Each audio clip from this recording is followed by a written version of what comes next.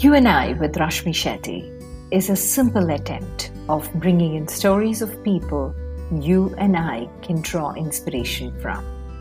Ordinary folks, extraordinary lives.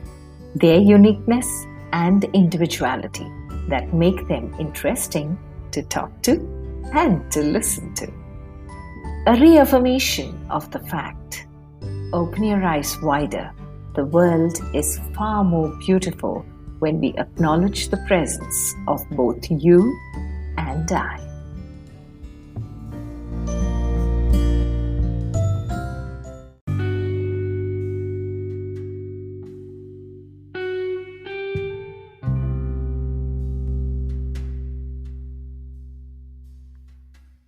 Today, we will listen to Dr. Rajdeep Manwani, lecturer, motivational speaker, life coach, and an occasional quiz master. He believes that a hero is a person who is an inspiration to those around him. And our hero's journey is trying to become better every day and live our life to our fullest potential.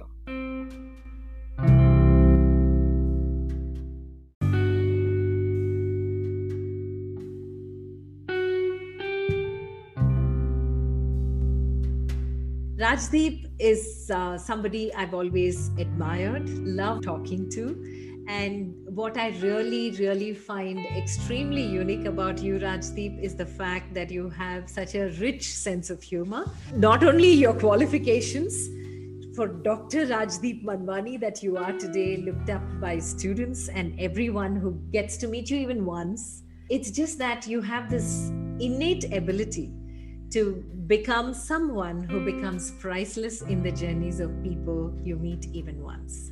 This is how I remember you, Rajdeep, but how would you like to describe yourself? Thank you so much, Rashmi, for the very kind words. I think so the feelings of admiration are mutual. I love the way you speak. I love the way you interact. And I think so your laughter is so infectious. So thank you very much, Rashmi.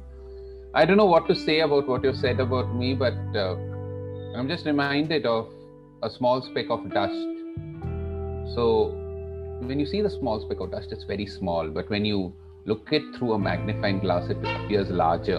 And when you see through a microscope, it looks huge.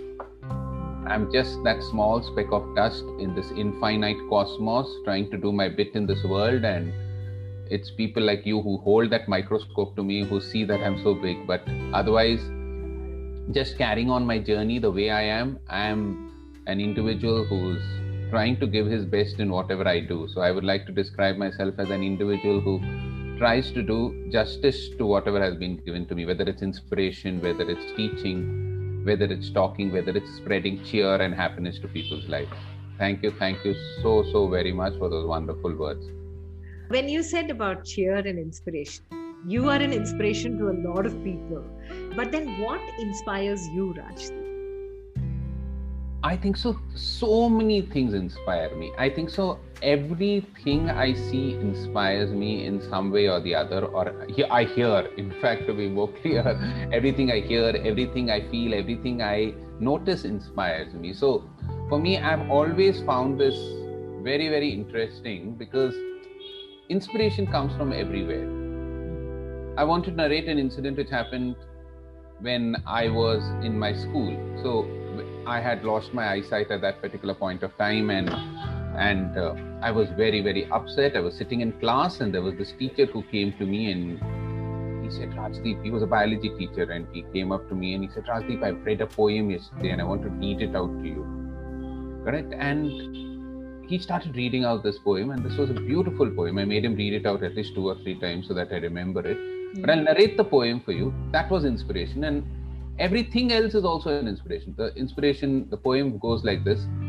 I learn as the years roll by and leave the past behind, that much I had counted as sorrows proved that God was kind, that many a rose I longed for had a thorn of pain, that many a rugged bypath led to fields of ripened grain. The clouds that cover the sunshine can never banish the sun. Earth shines brighter when the weary rain is done.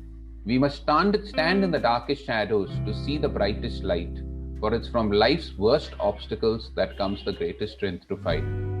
For it's from life's worst obstacles that comes the greatest strength to fight. That poem inspired me. I thought the poem was written just for me. The clouds that cover the sunshine can never banish the sun. Might be my eyesight is gone, but it cannot hide my personality. Every rugged bypath leads to fields of ripened grain. It might be a difficult period now, but it will lead to something beautiful. Earth shines brighter when the weary rain is done.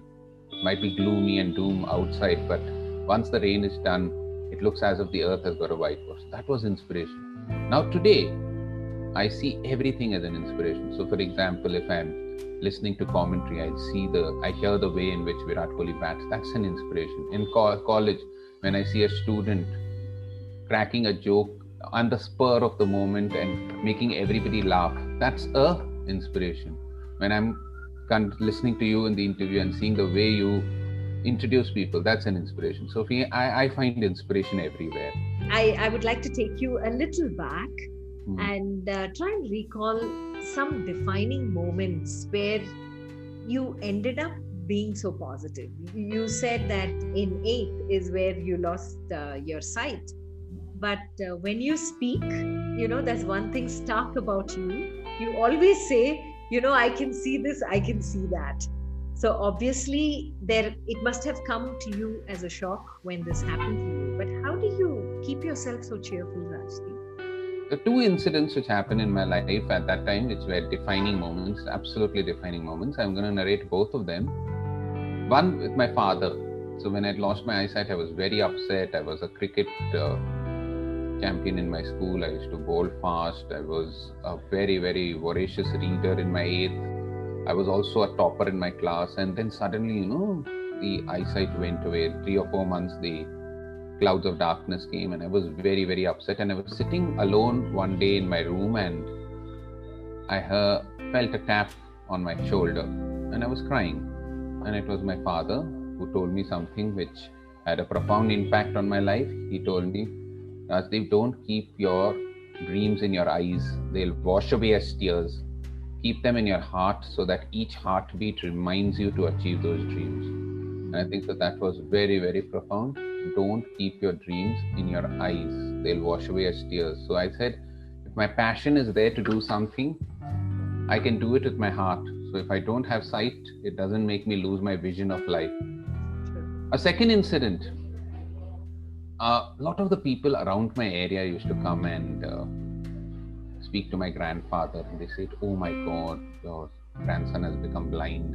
And in those days, there were not many opportunities for people who were visually challenged. And they used to come and say, oh my God, your grandson has become blind. What is he going to do in life?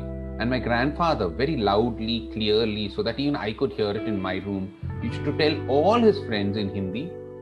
I'll translate it in English. He used to say, what if my grandson cannot see the world? There will be a day when the world will see my grandson. क्या हो गया अगर मेरा पोता दुनिया को देख नहीं सकता है? एक दिन ऐसा आएगा जब दुनिया उसको देखेगी. And that used to give me so much confidence, and it filled me with so much cheer that has continued over a period of time. Okay, I have forgotten the number of medals you have won. You're a gold medalist in almost every sphere you attempted. And what spurred you each time? Was it this drive to prove your grandfather's words true? Or was it to prove to yourself? What was the driving force that helped you bring out your best and your bestest best each time you stepped out of that? I don't know, it was an urge to prove myself because I was quite a performer even before I lost my eyesight. So it was just ingrained in me that whatever I do, I should put in my best. I'm a firm believer, I don't know if it was subconsciously drilled into me right when I was young, that whatever you do it with passion, do it with commitment, do it with a lot of enthusiasm. There's a famous quote which says, if you can't be a highway, be a trail. If you can't be a sun, be a star. It's not by size that you win or lose. Be the best of whatever you are. So I used to believe in that, even if I'm doing something small, I'll do it with a lot of enthusiasm. correct? So if you can't be a highway, be a trail, it's okay. If you're not the sun, be a star. It's not by the size that you win or you fail. Be the best of whatever it is. So I think so that philosophy was ingrained in me. So the mental philosophy is do everything seriously, but don't take yourself seriously. So that's what I followed. So even if I'm taking class, I'll do it with whatever commitment I have to do that particular job. But laugh at yourself. That's important, right? So I think so the philosophy of putting in your best foot forward in whatever you do is the driving philosophy which has helped me do whatever I have done. Can you enlist for us that list of achievements, Rajdeep? Because honestly, I feel honored to have you as a friend. So please give us the list of your achievements. Because I got PhD you. to top it all. You're putting me in a spot and you're making me blow my own trumpet, and this sounds so. You don't do that very often, so I think you can do it now. Nothing. I've won the national award from the President of India as the role model for empowerment for persons with disability.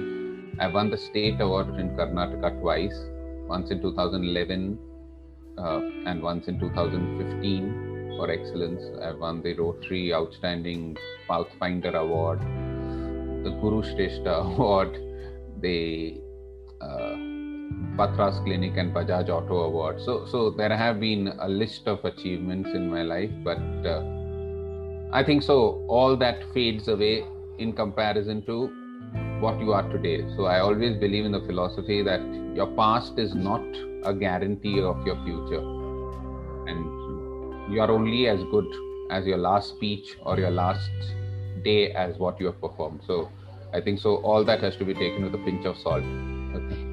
And as far as your education was concerned, today you've completed your PhD, you're Dr. Rajdeep Manwani. But the journey, how did you choose your subjects, and were there any particular reasons why you chose what you did? And please take us through that bit.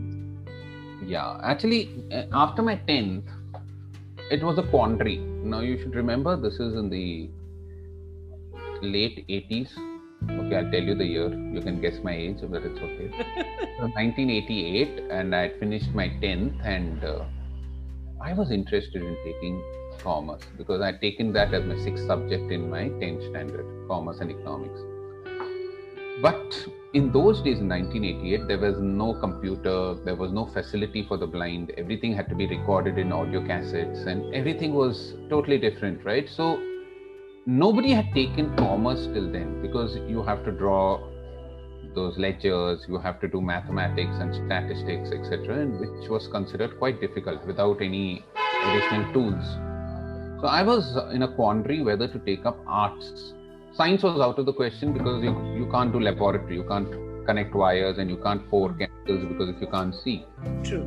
So I was in a quandary. I didn't know whether to take up commerce or arts. Everybody said you better, because in those days the only career option available for people who are visually impaired is either you become a music teacher, or you become a government college teacher in arts or English, or you become a telephone operator.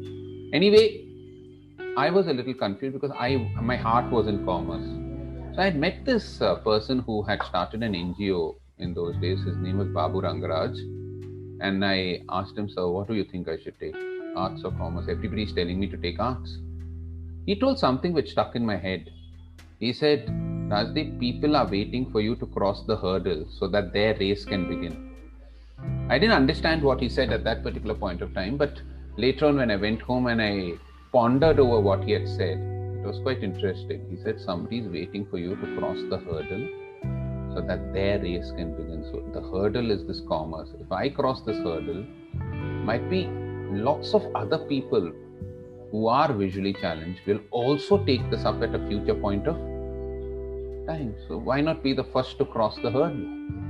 So in 1988, I took this challenge and I applied for commerce. I should thank the principal of St. Joseph's College of Commerce, who was a little apprehensive, Father Walter Andrade. He said, "You'll be the first blind person whom I'm taking in for commerce." Then I said, "See my marks, sir." And I got around 95, 96%. He said, "Okay." And he gave me the chance, and I took up commerce at that particular point of time, and I never looked back.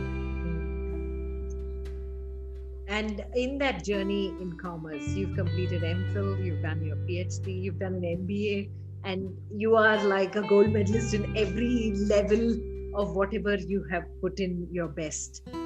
When you're looking back on all of those, are there moments which actually make you proud, or are those the moments that make you sit back and wonder, was the journey worth it?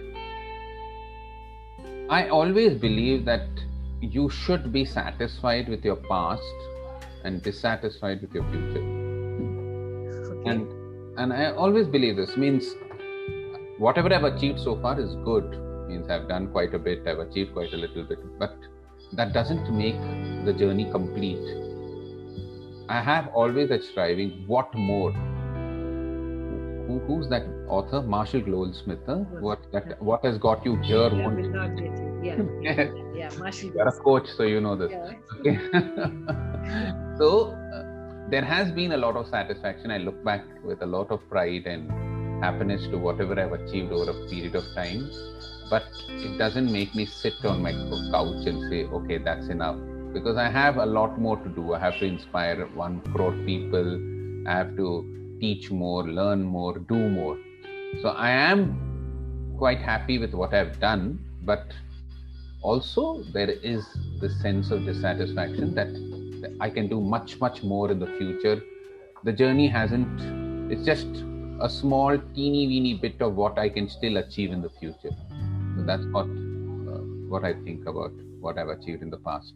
And as a teacher, now you are a motivational speaker, you're a teacher, you're a distinguished Toastmaster. Did I miss out something there in the Toastmaster journey? Because there is nobody in the Toastmasters who doesn't know Dr. Rajdeep Manwani, and your TED Talk has gone viral. So here is a person who has had a dream run from life. But is there something that the world doesn't know about Rajdeep, which you're going to tell us now? You don't know that I have 4 caps in my mouth. Rajdeep. You don't know that I've lost 4 teeth just because I love eating so much sweets. So I although I might be talking about control and self-discipline outside, when it comes to chocolates, I'll fight with my son and I'll take the chocolate from him.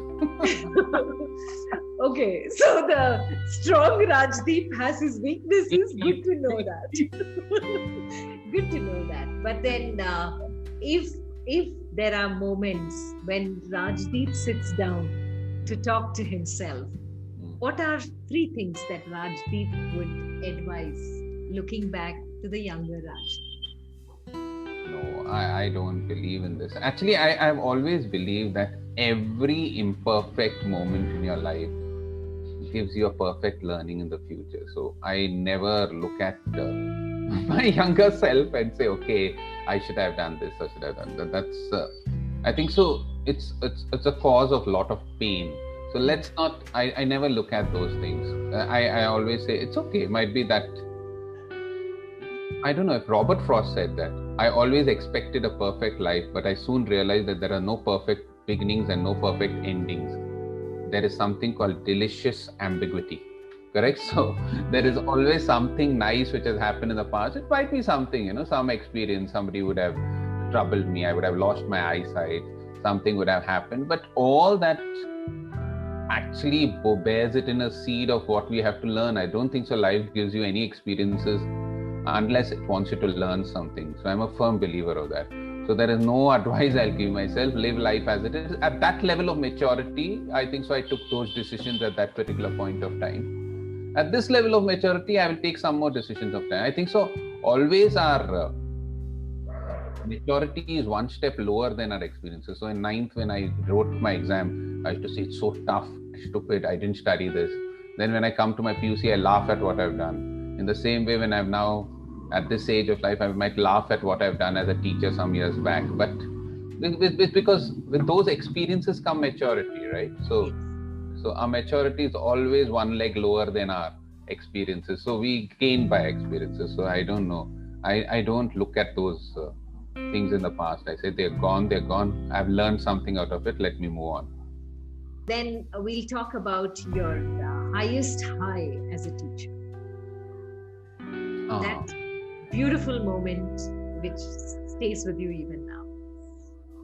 I was assigned a mentor. I was assigned as a mentor to a student group. We in Jain College several years back, we tried to follow the scheme where one teacher was assigned as a mentor to 10 or 15 students, teenagers, and we not only guide them academically, but if they have any personal or other issues, we guide them also in that issue. So this was a model which was, I think so, adopted in Japan. It had worked successfully. So there we said, why don't we start this in Jain College?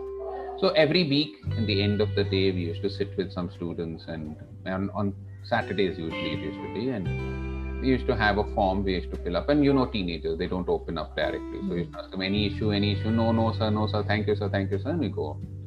So this one girl, I'm going to change the name for anonymity. Okay, go ahead. Yeah. So this Nandini was there, and so Nandini was very cheerful, chirpy, very nice girl in the first semester. Second semester, extremely good, 85% and above, brilliant. Then in the third semester, suddenly she started losing focus. And I used to always ask her, what's happened? Why are you doing? No, sir, I'll do better next time. It went from 85 to 70%, 75 to 60. And I asked her friends, is she in a relationship? Is there any problem? And every time she used to be my mentee, I used to keep asking her this question, and she never used to respond. And I used to keep persisting, tell me what's troubling you, because the grades were falling. She was not paying attention in class. I was a little worried. In the fourth semester, one day when I was sitting, she came to my cubicle and she burst out crying. And I was very, very touched. I said, what happened? She said, sir, you were asking me from the past 6 months what happened. Let me tell you what happened. In the break of my second semester and my third semester, my father passed away. He met with an accident. But my mother has married again. And my stepfather is a demon. He harasses me, he shouts at me, he screams at me. In front of my mother, he acts well, but otherwise he's giving me a very, very hard time. And I used to listen to her, and I used to console her. I used to take 2 handkerchiefs. And every week she used to come, and at least for 10-15 minutes, she used to narrate her stories. And I used to just listen and empathize with her as to what she's going through.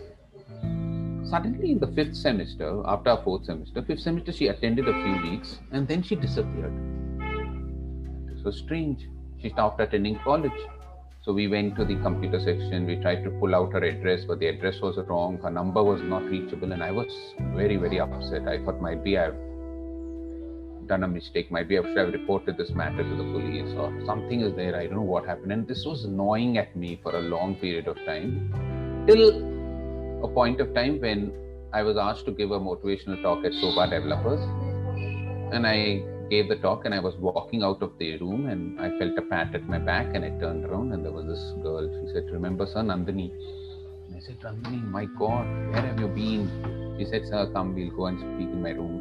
And she took me there, and she said, sir, I am now working as the secretary to the managing director of Soba Developers. I finished my BCom through correspondence, and I've also done my MBA through symbiosis and correspondence, and I've got this job. And then she held my hand and she said, sir, if I'm alive, it's only because of you. I said, what? Are you talking? She said, yes, sir. You know, sir, those days when I used to cry in front of you, those were the darkest days of my life. And I thought of suicide so many times.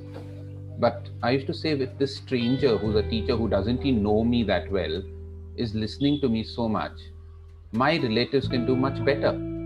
So I went to my actual father's sister and told her about this. She told me to leave the house. That's why I erased my phone number. I changed my address. And then I stayed with them. I removed all. I didn't want my mother to contact me again. But sir, that happiness and that peace which I got by talking to you is the reason why I could take those steps. And I was so elated that I had made a small difference to somebody's life. It was even happier than the day when my son Pratyush started walking for the first time. He didn't crawl, so he just slithered and then he started walking. And I thought he won't walk, and when he started walking, I was so thrilled. But this was even better. So just that high, I can't start to forget that moment when she just told it with those, so much of earnestness and sincerity that had made a big difference to her life. Wow. Okay, so because here you brought in two roles, Rajdeep, as a motivational speaker and as a teacher mentor to Nandini. How much the two are connected, because in life, you just said some time back that you want to inspire 1 crore people. So in that journey of inspiration, where does Rajdeep, who's Rajdeep's role model? Where does Rajdeep get his inspirational moments which remain with him to be the inspiration that he wants to be to the world outside? For me, life itself is an inspiration. So I've found, I told you, right? I find so many inspirational moments in a day.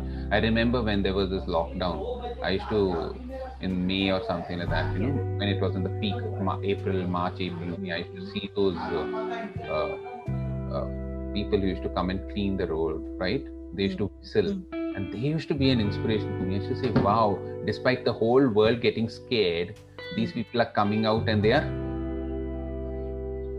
actually taking off the garbage. So that used to be an inspiration for me. Now, when I go out on the road and I see some people, I draw inspiration from life. So let's say it was raining the other day and there was this man, I couldn't see, but my friend told me, see that man, he's actually taken the umbrella and he's put it on top of 2 other people. So that's a big inspiration. I said, how can people think in such ways, right? Or when I'm taking a lift and there's one student, he sees 2 students running towards the lift and he presses the stop button so that he allows 2 people to let them in. Yeah. That's an inspiration, isn't it? So these are small moments in everyday life which inspire you. And I think so these moments make life so special, isn't it? Every day there is somebody who's there to do something for the other person. There is something which will inspire you, right? So that's what inspires. As we are leaving now, Rajdeep, and the conversation is coming to a close, can you give us 3 important takeaways that makes Rajdeep, which all of us can imbibe to find out our unique and individual selves? Okay, there was this small, I don't know what it was. I'll tell you small anecdotes, or it was a saying which I read, which is quite interesting, which say, maybe when you die and when you encounter a big bearded man sitting on a throne and you ask him, is this heaven? He smiles back and says, you just came from there. I think the first lesson which I want to say is, don't look at life in a very negative way. This is heaven. It's what you make out of life which makes it heaven or hell. Correct or no? Yes, true. What is that? William Shakespeare. It's not heaven or hell. It's thinking which makes it so. I don't know, Hamlet, right? Yeah. So I think, look at the positives. There might be 100 negatives, but there can be 101 positives. So look at that. So heaven is where you are if you think that way.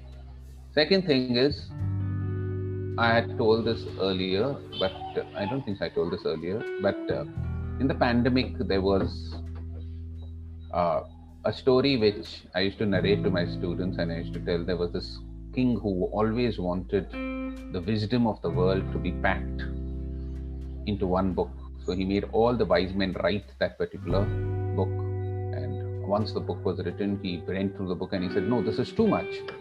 Let me condense it into 1 chapter. So all of you make it into a 40-page chapter. So the wise men sat again for a year and they made it into 1 chapter. Then he read through the chapter and they said, it's too much for me to digest. Condense this entire wisdom of the world into 1 page. And they condensed it into 1 page. He read it as 40 lines. Make it into 1 single line. So they sat for a year and they said, the wisdom of the world is contained in this 1 line. And that 1 line is, this too shall pass. So something which I want you all to tell is, nothing remains permanent. Impermanence is the routine of the universe. Yes. Earth is spinning at hundreds of miles per hour. So where you are, it will pass, right? So whether it's a pandemic, whether it's something sad, which I said, you might have a relationship issue. So remember the second one. One, this too shall pass. It will never remain the same. And the third thing which I want to tell you is always remember that there must be a little bit of fun in your life, even though what you do is serious. So look at the funny things of life.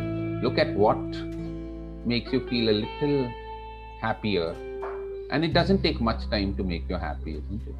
Remember when you're licking that cone, that little small trickle, and you put your tongue out and lick it out. That also gives you so much happiness, right? When you're eating that sambar rice and you love it so much, and that you take that last grain of rice and put it in your mouth. That also gives you, just listening to it makes you feel happy. So find these small moments of life which will make you happy. Find happiness in the small things. That's what is important. So one is heaven is here.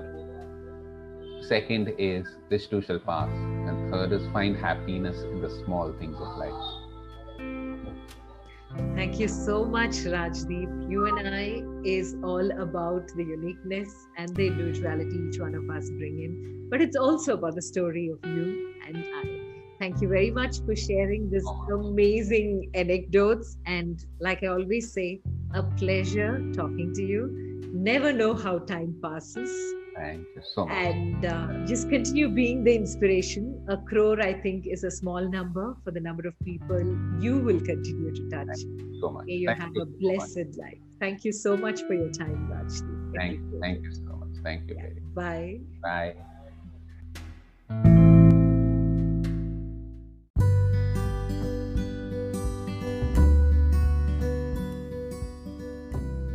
With that, we come to the end of this episode of You and I with Rashmi Shetty.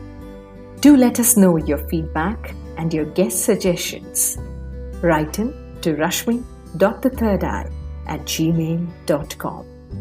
That is rashmi.thethirdeye@gmail.com.